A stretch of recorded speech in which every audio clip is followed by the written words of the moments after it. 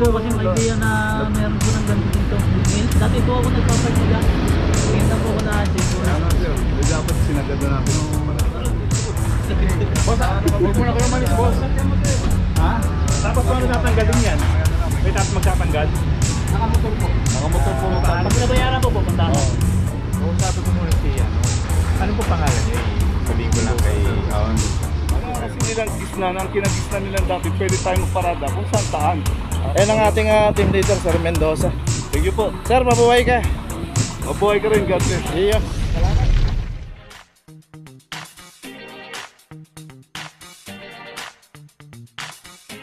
Papa Joe TV.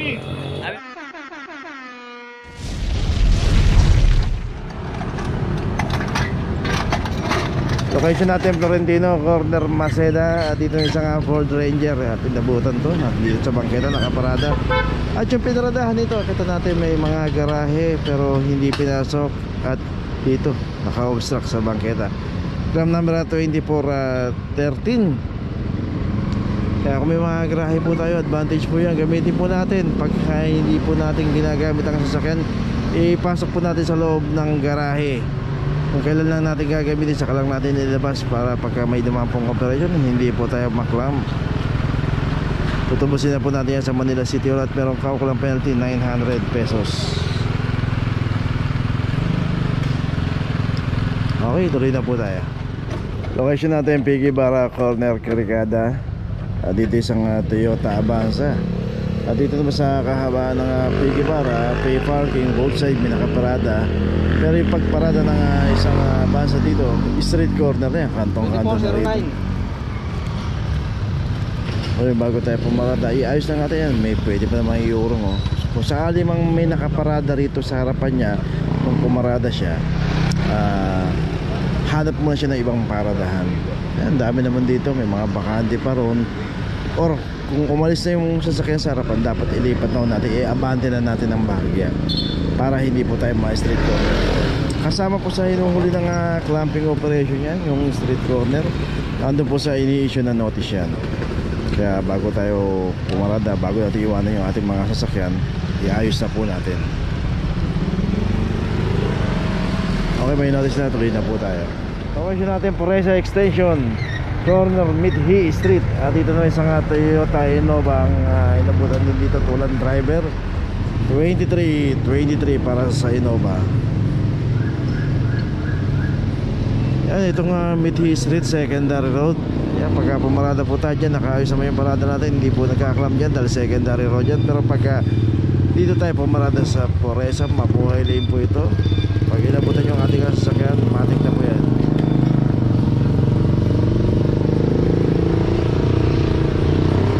Tutubusin na po natin yan sa Manila City Hall at meron kakulang penalty 900 pesos. Ayun, may notice na, tuloy na po tayo. Location natin Altura, corner Buenos Aires. At dito may isang Duramax ang nakaparada dito, walang driver, from number 2446. At dito inabutan. Dito random naman po pagka walang driver po yung ating sasakyan, matik na po yan.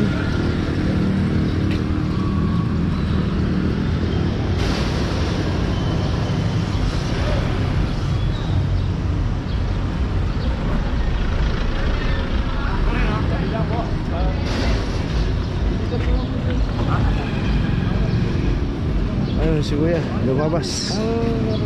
Altura.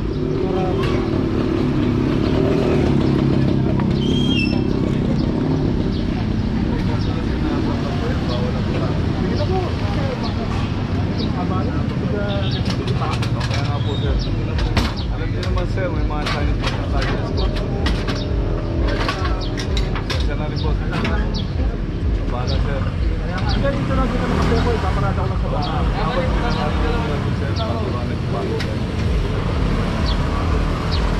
Bawal tayo dito sir. Saan ba tutubusin mo?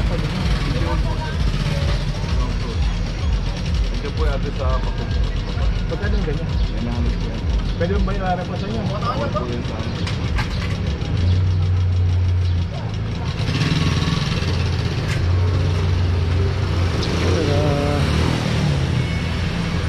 Bago po tayo pumarada, tignan po natin, magtanong po tayo kung bawal yung ating pinaparada. Kung may nanguhuli po, may clamping operation po dyan.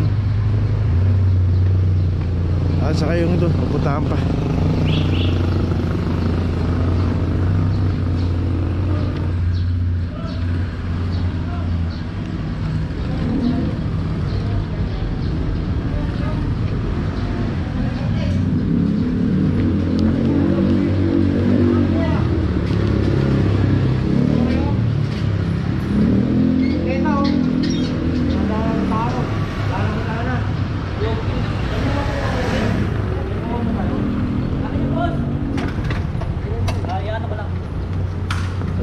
Collection lang ako boss. Collection yan. Ah, alam mo ba? Collection lang ako boss dito. Ayun kayo. Kaya pinagalan mo yung parada.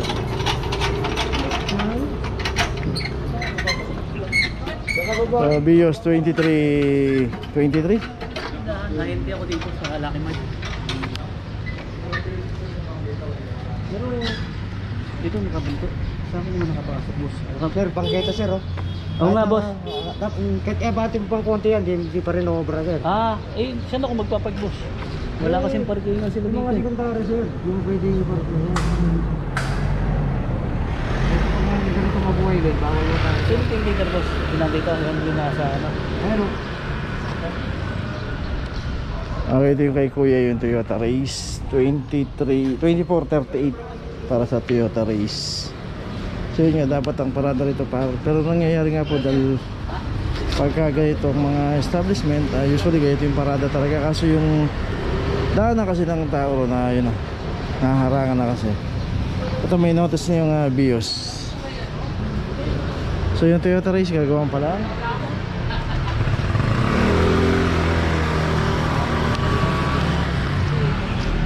Taan natin dito.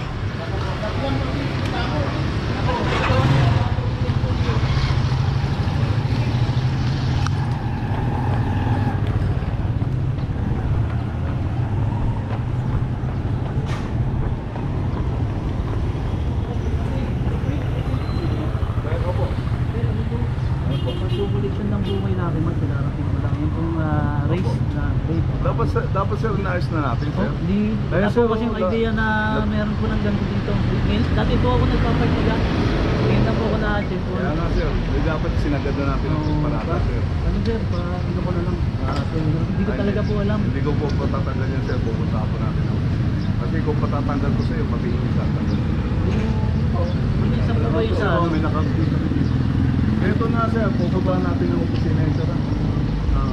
Dapat pag nagparada tayo, isagad natin sir. Pwede pagdaanan ng tao. Kasi yung tao, dito natin buha pa para makalimutan. Saka dapat hindi na ganyan parada sir 6 meters along pag model tayo. Dapat nakaganyan tayo sir.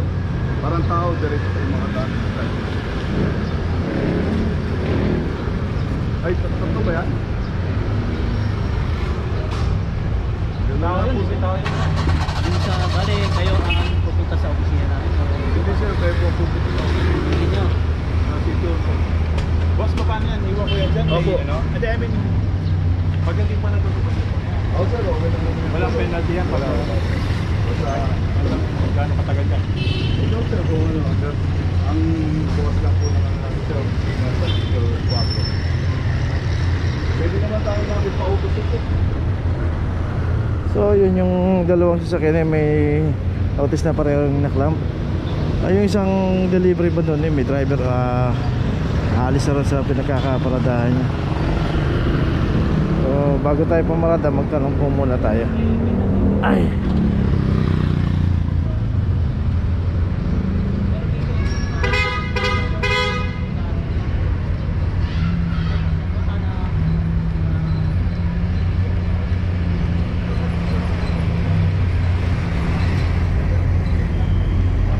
Leader po.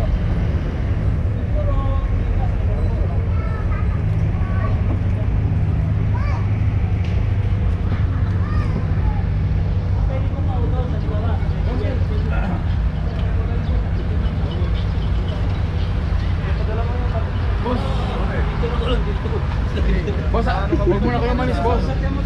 Ha? Tapos paano tatanggalin yan? May magtatanggal? Nakamotor po. Nakamotor po. Pag nabayaran po, pupunta na. Boss, kita ha, huwag yung naklam eh. Opo sir, pupunta na lang po natin ng City Hall sir. Doon po ang bayaran natin ng... Hindi, paano kung gagawin? Kasi may ano Ganito kami. sir, dadali po natin itong immobilization na nakalagay sa sakyan. Magkano po yung penalty? 900 po yan sir, ang penalty natin. Yan po. Tapos sir, pag nakapag-park... Ano po, paano po ba? Sorry ha, first time Oh, po yes, kasi. sir. Bawal po natin sa dagat dito sir yung parada dahil Sakto lang naman dito eh, yung... kaya nga sir, dapat sinagad pa natin ng gano'n. Hindi kaya 6 meters along from the core. Dapat target ganito na po ang paparada natin. Pwede ba? Opo sir. Gano'n na sir. So, sabi ko muna si ano. Ano po pangalan niya? Sabihin ko lang kay... Kaso sir, tatlo po kayo na front dito sir ha. Puntahan na lang po natin ng casino. Okay, sakay na tayo.